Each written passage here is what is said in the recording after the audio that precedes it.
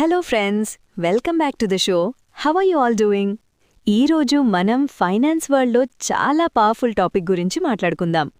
అదే global credit ratings. అసలు S&P, Moody's, Fitch లాంటి పేర్లు న్యూస్లో ఎప్పుడైనా విన్నారా?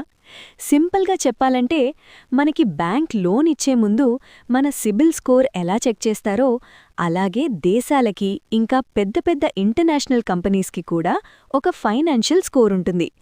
దీన్నే క్రెడిట్ రేటింగ్ అంటారు. దీన్ని డిసైడ్ చేసేది ఈ ఏజెన్సీసే. వీళ్ళేం చేస్తారంటే ఒక కంట్రీ యొక్క ఎకానమీ ఎంత స్ట్రాంగ్గా ఉంది, వాళ్ళు తీసుకున్న అప్పులు టైంకి తిరిగి కట్టగలరా లేదా అని ఫుల్గా రీసెర్చ్ చేసి ఒక గ్రేడ్ ఇస్తారు. ఎగ్జాంపుల్కి AAA రేటింగ్ ఉంటే చాలా సేఫ్ అని అర్థం. అదే రేటింగ్ తక్కువుంటే రిస్క్ ఎక్కువ అని సిగ్నల్. అసలు దీనివల్ల మనకేంటి ఉపయోగం అని మీరు అడగచ్చు. చాలా ఉంది బాస్.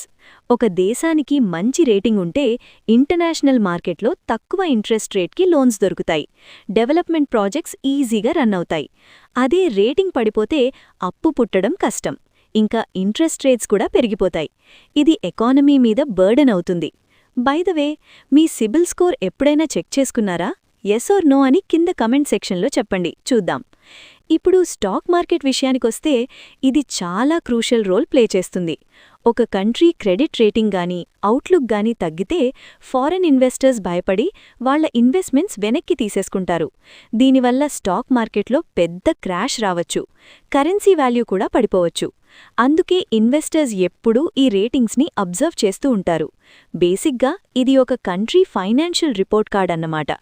ఇది బాగుంటే ఇన్వెస్ట్మెంట్స్ పెరుగుతాయి, జాబ్స్ వస్తాయి, ఎకానమీ స్ట్రాంగ్ అవుతుంది.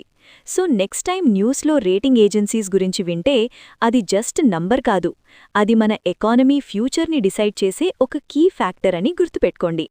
సో ఫ్రెండ్స్, ఈ టాపిక్ మీకు క్లియర్గా అర్థమైంది అని అనుకుంటున్నా. ఇంకెందుకు లేట్, వెంటనే ఈ వీడియోని లైక్ చేయండి, మీ ఫ్రెండ్స్ అండ్ ఫ్యామిలీతో షేర్ చేయండి. అలాగే ఇంతకన్నా మంచి కంటెంట్ కోసం మన ఛానల్కి సబ్స్క్రైబ్ చేసుకోండి. డిస్క్లేమర్: ఇది కేవలం ఎడ్యుకేషనల్ ఇన్ఫర్మేషన్ కోసం మాత్రమే, ఫైనాన్షియల్ అడ్వైస్ కాదు. ఇన్వెస్ట్మెంట్స్ చేసే ముందు మీ ఫైనాన్షియల్ అడ్వైజర్ని కన్సల్ట్ అవ్వండి.